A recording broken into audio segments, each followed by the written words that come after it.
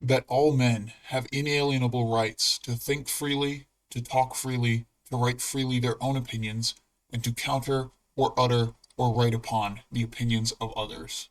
This is from the Creed of the Church of Scientology.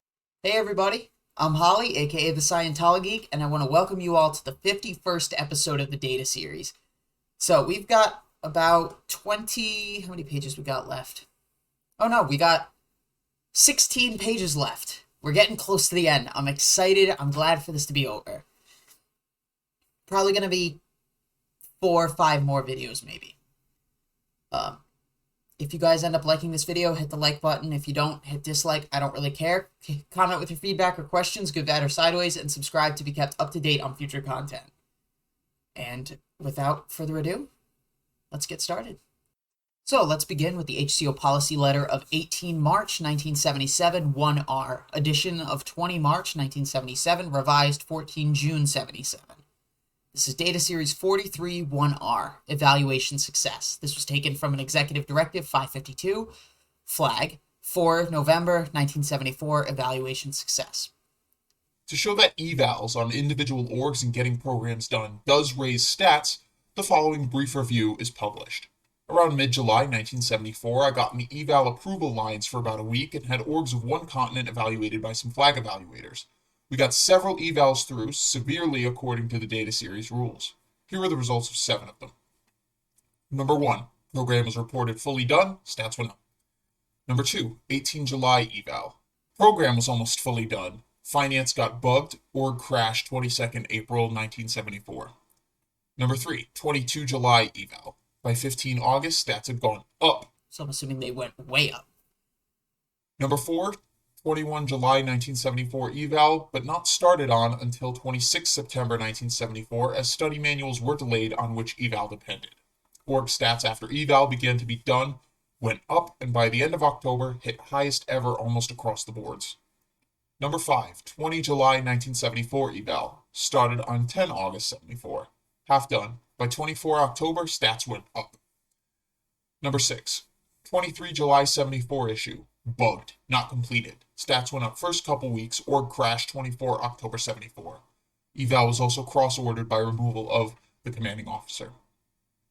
Number 7, 23 July 1974. 3/4 done, stats went up. Thus, 5 out of 7 of the above evals were successful. The 2 that failed were obviously insufficiently broad, as other matters got in the way of them. The evaluator could not have had the real situation. Means not enough preliminary work to find the area that should have been evaluated. Verbal tech.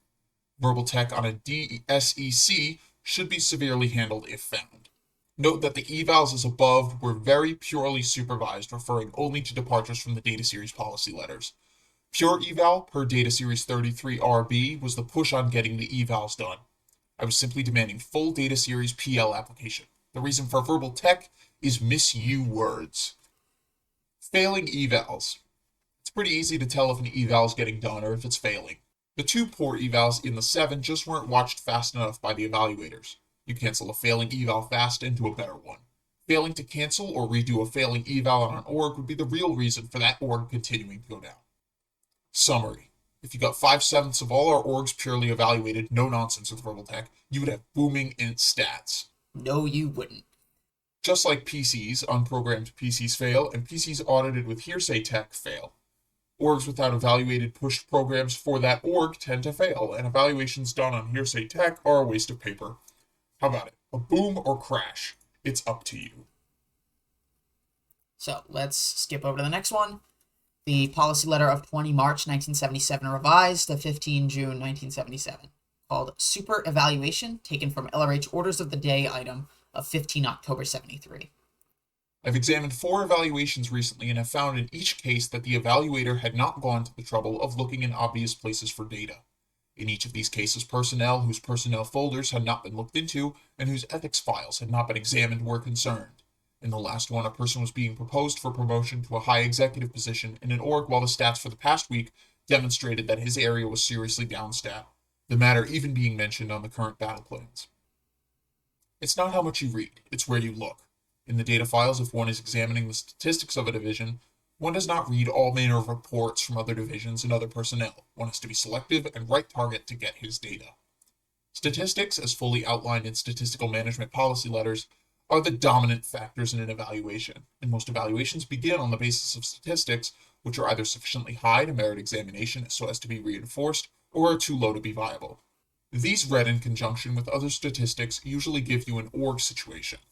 When one discovers a series of outpoints, there's generally a situation underlying them. From the statistical trail, or the gross outpoint trail, one can locate a situation. The situation is then evaluated by looking for and finding the exact data which applies to that situation. From this, one can find his why, and once this is found, he can get a bright idea. A program can then ensue which terminatedly handles that situation. Evaluations cannot be done in any other way. My way or the highway. The moment that you apply humanoid think to the subject of evaluation, you lose. Okay, Hubbard, what do you mean in this case by humanoid? Why don't you just say human think? Unless humanoid refers to someone that is less than human. I'm assuming that's what that means, but for you to say it that way degrades humanity. But, I mean, when do you not degrade humanity? In the last evaluation I looked over, the evaluator obviously had not gone to personnel files, data files, or any other files, but had simply read some PR dispatches written by the guy himself and had taken single source data. You are the source of data.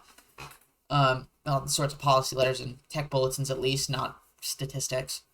And decided to promote the person to the control of an area. Statistics demonstrated at once that the person's stats were down, that practice evaluations done on that very org existed, and that the ethics and personnel files of that person would never have suggested any promotion, and on the contrary would have suggested demotion. This would have made a very dangerous situation in the area, would have victimized a great many good people, and would have played hell with flag statistics. Persons evaluating without having looked at the vital data concerned with their evaluation are subject to a court of ethics on the charge of false evaluation. So a false evaluation is a crime in Scientology. A court of ethics. That's crazy. While this might be looked on some as a deterrent to evaluating at all when evaluations are vital, remember that it's better to handle one person, the evaluator, than to tie up and maul 1,000 people with a program based on a false why. Evaluations not only can be done, but are quite magical in handling things when the evaluator knows what he's doing and when he looks for the information he needs to evaluate in the places where that information exists. It's out of correct and brilliant evaluation that high stats are made. We have superlative tools. We must use them right. Your tools are not superlative. Just for the hell of it, we'll throw in this last one. This is the policy letter of 27 September 1978, called Examining Resources. One of the reasons evaluations fail is because the evaluator does not take stock of resources. It's vital that you examine resources when evaluating before you plunge into any handling, and resources belongs just above handling on the evaluation form.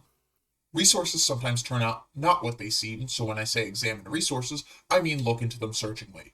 Were you ever sure that you had $50 in the bank and $20 in a teapot, only to find on closer examination that you were overdrawn at the bank, and the teapot contained an IOU whose signature you couldn't read? Sometimes you think you have resources you don't have, even when there's total agreement on every hand that you have resources. Take, for instance, Clerk X. It's common knowledge that he's been around Department 5 for years and is a good clerk, so you make him head of the department without going down and inspecting his area. What will happen to your evaluation and Department 5 if that undone inspection would have revealed unfiled backlogs 10 feet high, lost supplies and equipment, and an office mainly used for plotting mutinies? This may be an extreme case, As most of your cases are, seemingly. but some shadow of it lies behind most failed evaluations. The evaluator just didn't examine his resources and thought he had what he didn't have. There's one type of program you can always predict will fail. It begins, hire a blank, or recruit a blank. When sending a mission out on such orders, you know you won't hear from them for 6 months because the program has said, in effect, acquire non-existing resources. So you're saying you don't have enough people to recruit or hire. Says something about your organization right here. Shows that people who actually want to work for you are non-existing. And I find that kind of funny. If you do an evaluation on almost any subject and omit an examination of resources and the resources section, your evaluation may lay an ostrich egg. Appoint Joe Blow, who's a trained personnel officer, may trip over the fact that he left the company 5 months ago and has not been heard from since. The eval will bug at this point. That's because the evaluator didn't examine resources. You sometimes have to gear down your bright idea in handling from buy Wall Street to set up a peanut vendor stand on Bleecker Street. But the point is, your evaluation will succeed where otherwise it will fail. Almost all evaluations actually have the overall goal of preserving or acquiring resources. So don't omit an examination of the resources you do have to work with and their accurate and exact character from your evals. So, what have we covered? We've learned that doing evaluations and getting programs done do raise stats, according to Hubbard. But I thought that it would be nice if, in the examples, he provided a little bit more detail about what was done in these programs and could actually give some kind of specifics. Verbal tech, just like in learning how to study, the student hat, is a problem, and that verbal tech stems from misunderstoods. If evals need to be canceled or redone, then these actions need to be done fast. Make sure that data is being properly looked at by an evaluator so as to find the right why. This could include outpoints, stats, personnel, and ethics files. Not looking at vital data concerned with an eval can cause an evaluator to be the subject of a court of ethics for false evaluation. And you need to make sure you know what your resources are before trying to use them or knowing what you may need in the future. So if you guys want access to any of this documentation, any of the tech, the policy letters, base orders, flag orders, any of the miscellaneous stuff on my Google Drive, then feel free to email me at scientologeek@gmail.com, or you can hit me up in the Discord server, linked in the description, with a valid Gmail address. Again, same thing for the email. And I will talk to all of you later. See ya.